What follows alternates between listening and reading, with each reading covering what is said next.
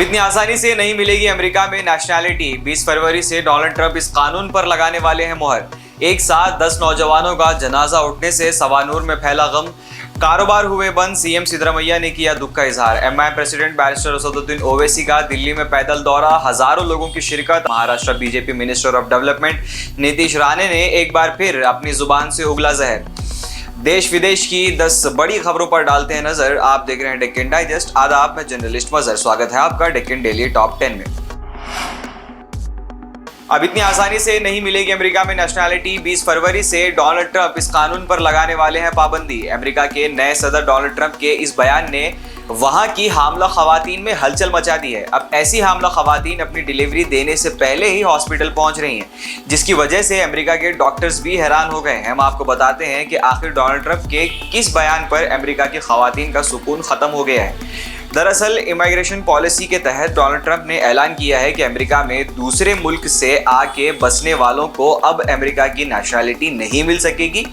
इसका मतलब ये है कि जो लोग दूसरे मुल्क से आकर अमेरिका में रह रहे हैं या फिर काम कर रहे हैं, अगर इनका कोई बच्चा होता है तो उसको अमेरिका की नेशनैलिटी नहीं मिल सकेगी। याद रहे कि पहले अमेरिका में नेशनैलिटी आसानी से मिल जाती थी, चाहे उसके वालिदैन किसी भी मुल्क के हों, लेकिन डोनाल्ड ट्रंप ने अपने ओहदे की शपथ लेते हुए सबसे पहले ये बड़ा ऐलान कर दिया है, जिसकी वजह से अमेरिका की हामला खवातीन डॉक्टर से प्री मैच्योर डिलीवरी की दरख्वास्त कर रही हैं। सभी को 20 फरवरी से पहले अपने बच्चे को जन्म देना है, क्योंकि अमेरिका नेशनैलिटी का यह कानून 20 फरवरी 2025 से नाफिजुल अमल होगा। एक साथ 10 नौजवानों का जनाजा उठने से सवानूर में फैला गम। कारोबार हुए बंद। सीएम सिद्धरमैया ने किया दुख का इजहार। कर्नाटका के सवानूर टाउन में गहरे मातम की सफ बिछ गई है, जब एक रोड एक्सीडेंट में इंतकाल कर जाने वाले 10 लोगों का जनाजा एक साथ उठा। ये रोड एक्सीडेंट उत्तर कन्नड़ा जिला में यल्लापुर तालुके में पेश आया था। ये खबर सवानूर वालों के लिए शदीद तकलीफ दे साबित हुई।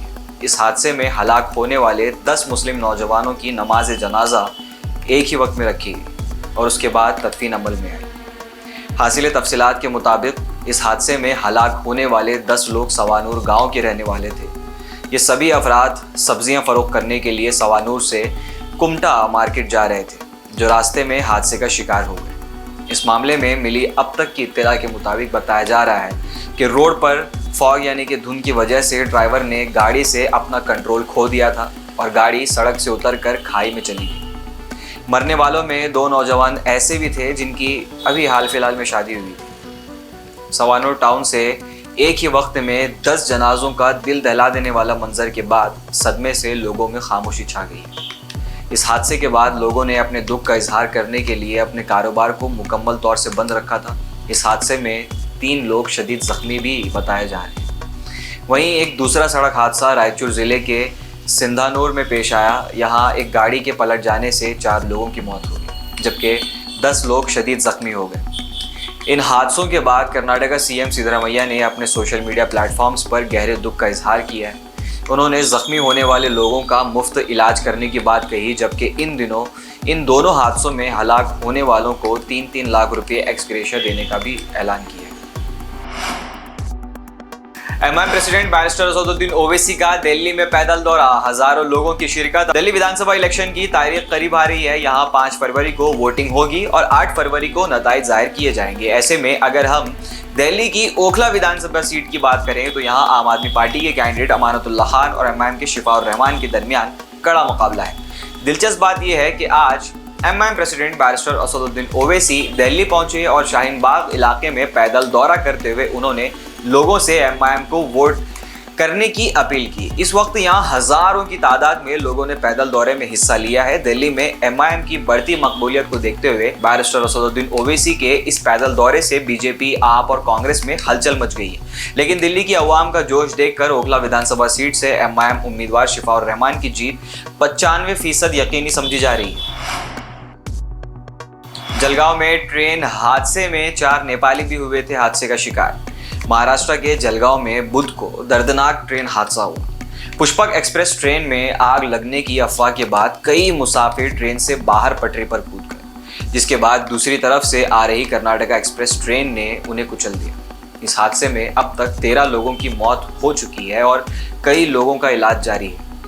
वहीं अब ये जानकारी सामने आ रही है कि जिन 13 लोगों की मौत हुई है उनमें से 4 लोग नेपाल के बाशिंदे हैं। ऑफिसर्स की तरफ से दी जाने वाली रिपोर्ट के मुताबिक ट्रेन हादसे में जिन 4 नेपाली बाशिंदों की मौत हुई है उनकी पहचान 43 साल के नवीन भंडारी, 60 साल की जवागला भाटे, 40 साल के लच्छी राम खटराव और 11 साल के नाबालिग बच्ची के रूप में हुई। पीएम मोदी ने किया जलगांव ट्रेन हादसे पर दुख का इजहार। इंडियन रेलवे और महाराष्ट्र गवर्नमेंट की जानिब से मुआवजे का ऐलान। महाराष्ट्र के जलगांव ट्रेन हादसे पर पीएम मोदी ने भी अपने गहरे दुख का इजहार किया है। उन्होंने कहा कि मैं उन 13 लोगों के घर वालों के दुख में शामिल हूँ। वहीं इंडियन रेलवे मिनिस्टर अश्वनी वैष्णव ने भी इस हादसे पर गहरे दुख का इजहार करते हुए कहा कि रेलवे की जानिब से मरने वालों के घर वालों को 1.5 लाख रुपये और शदीद जख्मी होने वालों को 50,000 तक का मुआवजा दिया जाए। वहीं महाराष्ट्र सीएम देवेंद्र फडणवीस ने भी इस हादसे पर गहरे दुख का इजहार किया और उन्होंने भी महाराष्ट्र स्टेट गवर्नमेंट की जानिब से 5-5 लाख रुपये के मुआवजे का ऐलान किया है। Maharashtra BJP minister of development Nitish Rane ने एक बार फिर अपनी जुबान से उगला जहर।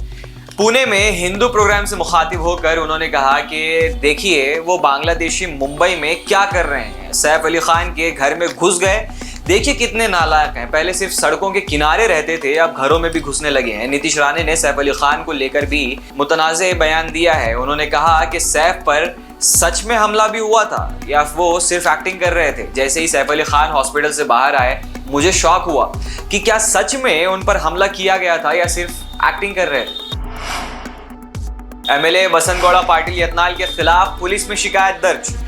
विजयपुरा के बीजेपी एमएलए बसंत गौड़ा पाटिल यत्नाल ने हिंदुस्तान के ex prime minister Pandit Jawaharlal Nehru के साथ दीगर शख्सियात की तौहीन की, इसलिए केपीसीसी के जनरल सेक्रेटरी एस मनोहर ने पुलिस में शिकायत दर्ज करवाई, जिसमें यत्नाल के खिलाफ झूठे बयान देने पर कानूनी कार्रवाई का मुतालबा किया गया है। शहर में हाई ग्राउंड पुलिस स्टेशन में दर्ज की जाने वाली कार्रवाई में शिकायत में मनोहर बसंत गौड़ा पाटिल यत्नाल पर इल्जाम लगाए कि वो हमेशा रियासत के लोगों को गलत पैगाम देते हैं, झूठा प्रोपेगेंडा फैलाते हैं और हिंदुस्तान की आज़ादी में शरीक होने वाले हमारे रहनुमाओं की तौहीन करते हैं।